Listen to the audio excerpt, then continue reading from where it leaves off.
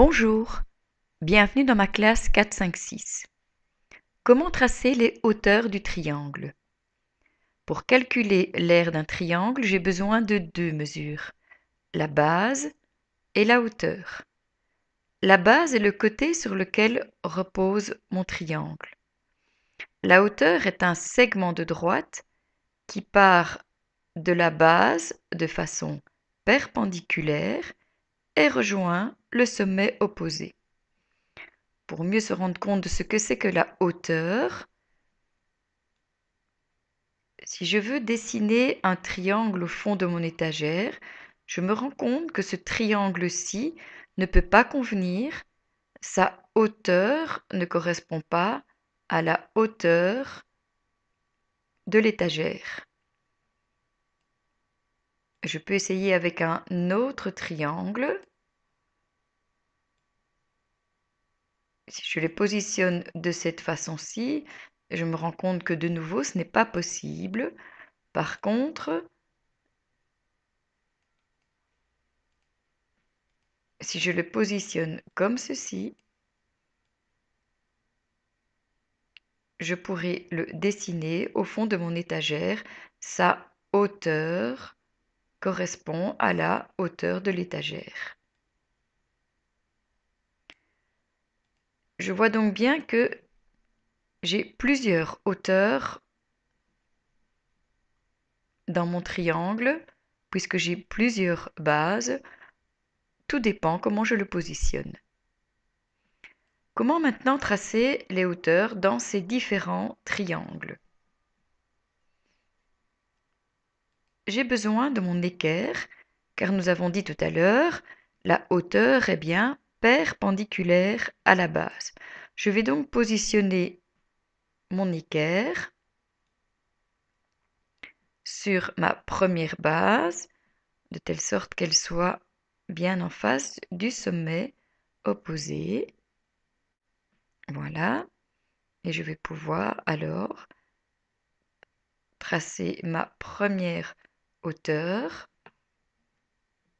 perpendiculaire à la base bleue.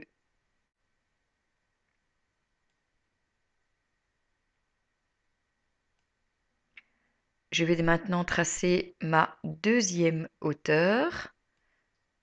Donc, je vais positionner mon équerre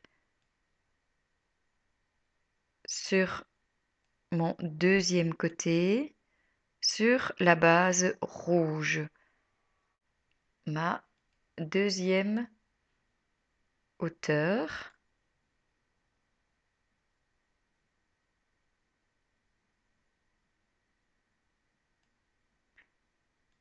Et il me reste à tracer la troisième hauteur qui va correspondre à mon côté vert. Je positionne mon équerre sur la base verte et je peux tracer ma troisième hauteur.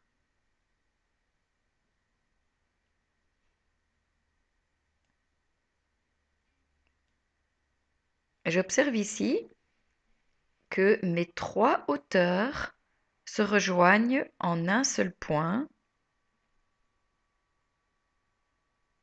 Elles sont bien chacune perpendiculaires à la base. Voici les hauteurs d'un triangle acutangle. Passons maintenant au deuxième triangle. Ici, ce sera peut-être un peu plus compliqué. Je recommence. Je vais donc positionner mon équerre sur la première base, la base bleue, afin de tracer la première hauteur perpendiculaire à la base bleue qui va bien rejoindre le sommet opposé. Voilà, je suis bien positionnée. Je peux donc tracer ma première hauteur.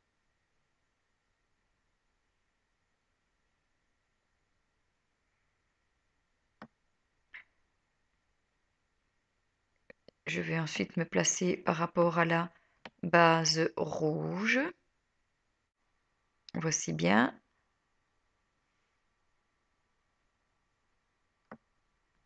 La hauteur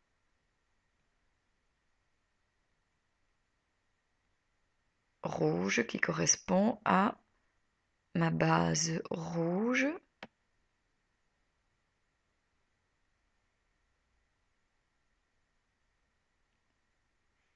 Voici. Et je vais enfin me positionner sur la base verte. Et je vais tracer la hauteur verte qui correspond à la base verte.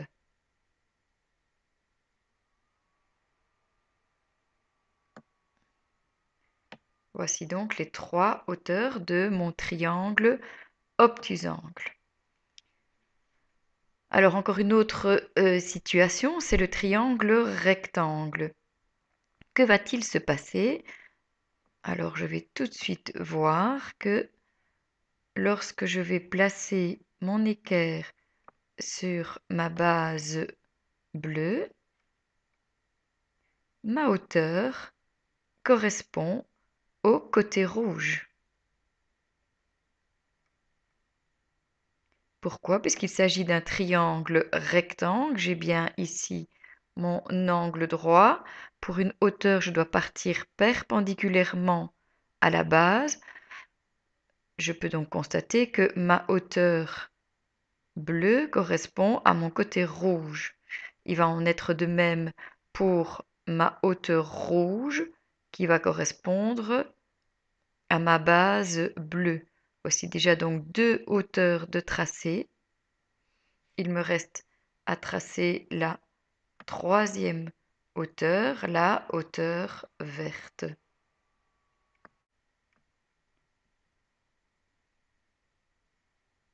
Pour tracer la troisième hauteur.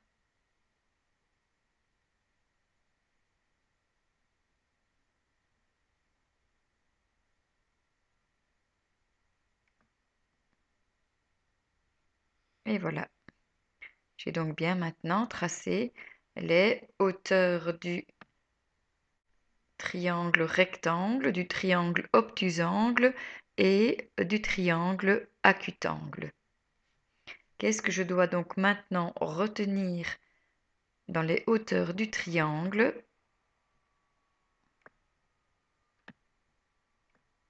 Une hauteur est toujours perpendiculaire à la base. Dans un triangle, les trois hauteurs se rejoignent en un point. Je l'ai vu ici. Si je prolongeais mes trois hauteurs, j'obtiendrais ce point de rencontre ici. Et dans le triangle rectangle, mon point de rencontre se situe exactement ici. À toi maintenant. Trace un triangle acutangle, un triangle obtusangle, un triangle rectangle et entraîne-toi à tracer des hauteurs. Si tu veux d'autres informations sur les triangles, tu vas pouvoir retrouver toutes les capsules sur le blog de la classe maclasse456turpanche.eu/classe inversée ou tu peux m'écrire à cette adresse, je te répondrai rapidement. À demain.